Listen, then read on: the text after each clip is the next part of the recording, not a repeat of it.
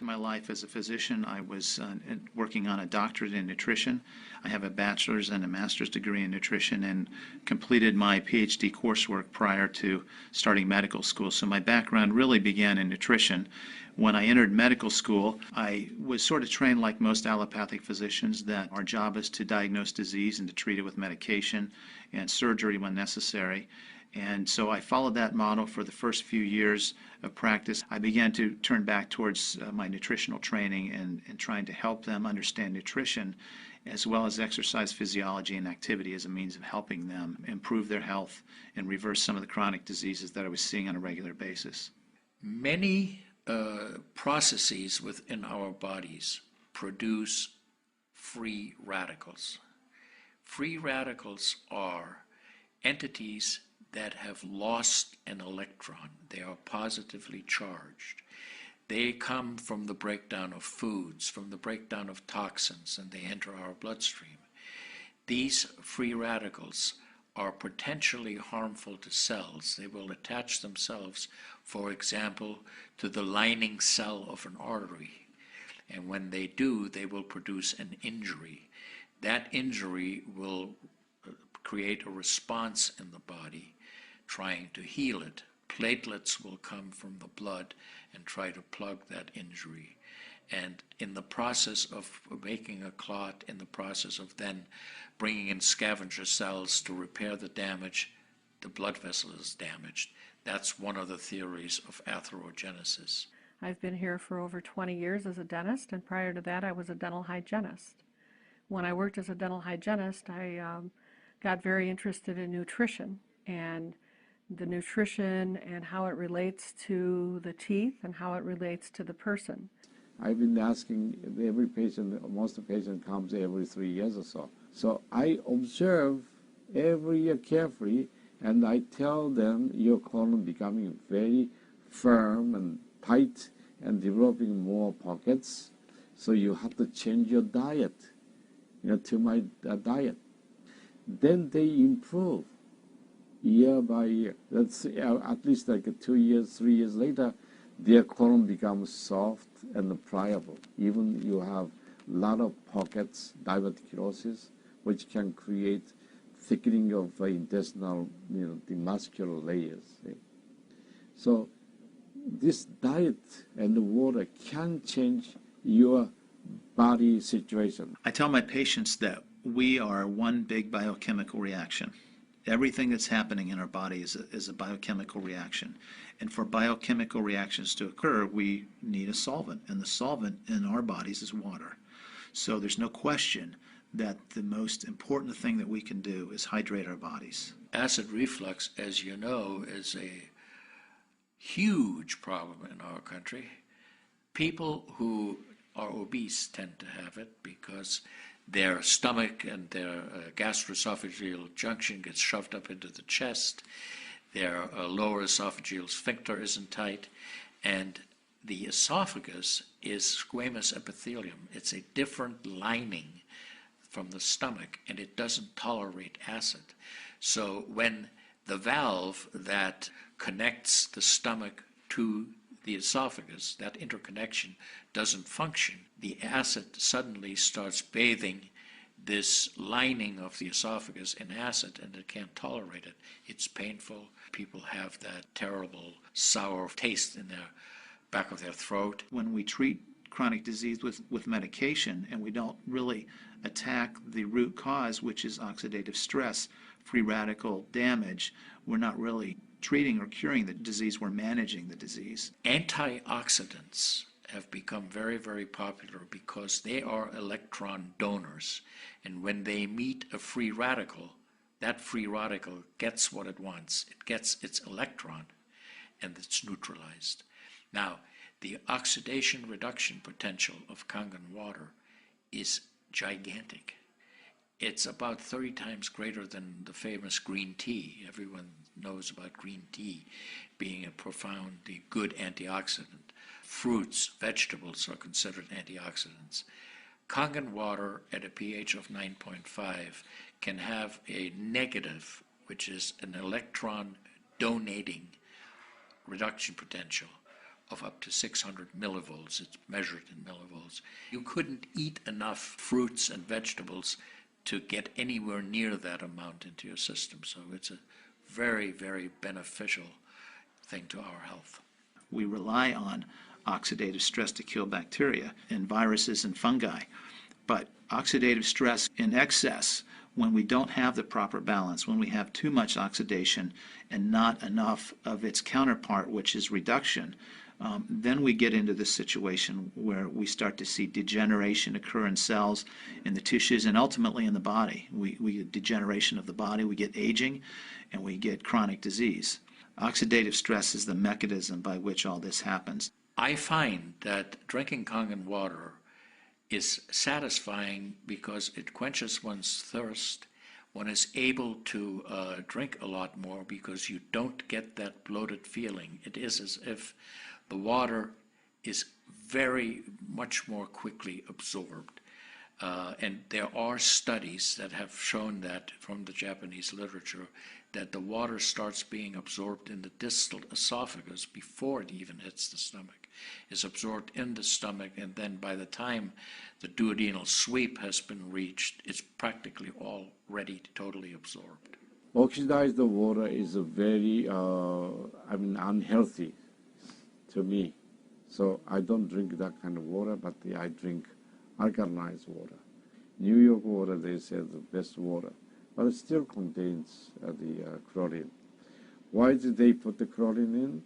Because that the chlorine put into the water, that it creates the free radicals, and that free radicals can kill the bacteria. So that the chlorine in water is, there is no bacteria resides. So it's a healthy water, they call. But for a health point of view, taking this chlorine-containing water is actually oxidized water. When I found out that the Kangen water machine makes 7 types of water, I started exploring the high end, the 11.5, and the 2.5 end of that water. And on my exploration, found out that the 2.5 water is bactericidal, and I am using it in my practice to help with bleeding. I use it to sanitize the mouth before I start working on the patients. I have used it in periodontal disease, and I've actually seen reversals of people's periodontal conditions. The teeth will actually tighten up with the use of the 2.5 water. The Japanese have done a tremendous amount of work on using ionized water for wound care. There's a lot published in the Japanese literature and also now in American literature about using pH 2.5 water for bactericidal purposes. Staph aureus, for example, cannot survive in 2.5 pH water. The kill ratios are dramatic for this, and so it stands to reason that this would be beneficial for contaminated wounds or even infected wounds. The Japanese, for example, treat diabetic ulcers with ionized water with a low pH and find that to be extremely successful. They also have published a lot on it, and the before and after pictures are very dramatic. The pH 2.5 water has tremendous antibacterial properties against both gram-negative and gram-positive organisms. The benefit for me as a physician to use water to treat bacterial infections is phenomenal. Number one, water's cheap. Secondly, it's very effective. We've seen through studies, and I've seen through my own observations with patients, that it's very effective. And thirdly, there's no side effects to it. With the standard American diet, it's actually very sad. I mean, that is what it stands for. Standard American diet is filled with sugars and the high energy drinks, and even the bottled waters, the potato chips and the pizza, and the things that these children are getting in the vending machines. All of that is acidic. And now, with Kangen water, we have an alkaline water that actually will help reverse what conditions may occur using all those acidic items in our diet. You think the skin is only young? No, artery is young too. So I did the CT scan, my coronary artery, and my coronary artery didn't show any narrowing or stricture. most of people who are eating a lot of beef, meat, and a lot of oxidized waters, they tend to develop more narrowing strictures. And many people, even in the 50s, they had the bypass procedure, the stent in, all kind of problems in the artery. So definitely the drinking alkalized water and ionized water is more beneficial for us, for our health. One of the things that you learn is called primum non nocere. Above all, do no harm. That is the duty of a physician. It dates back to Hippocrates. None of us want to do harm. What we should do, and I think when we're convinced of something that is really truly good for people, we should go and recommend it to people. Anytime our body sees protein that it doesn't recognize, we have the susceptibility to cause an inflammatory reaction or an allergic reaction. I think that helps me understand why so many asthmatics and why so many people with allergic rhinitis and other allergies do very well with this water in terms of controlling their allergies, because I really do think there's a connection there with incompletely digested proteins through the typical American diet that we consume. Periodontal disease affects 75% of the population. And periodontal disease is a silent disease of the mouth. In other words, you don't really know you have it until it's too late. What I have found is that we do comprehensive cleanings on people to try to get their mouth healthy again. But we use as an adjunct the acidic water that we make here at the office with our Kangen machine, and we use it under the sulcus of all the teeth, in other words, around the teeth and the gums, to clean all the bacteria during our procedures. And we also send the patient home with the water, because I'm sure you've heard the eyes are the mirror to the soul, while the mouth is the mirror to the rest of the body. There is so much evidence that we're doing good. Look at Japan. The country of Japan has the highest consumption of ionized water in the world.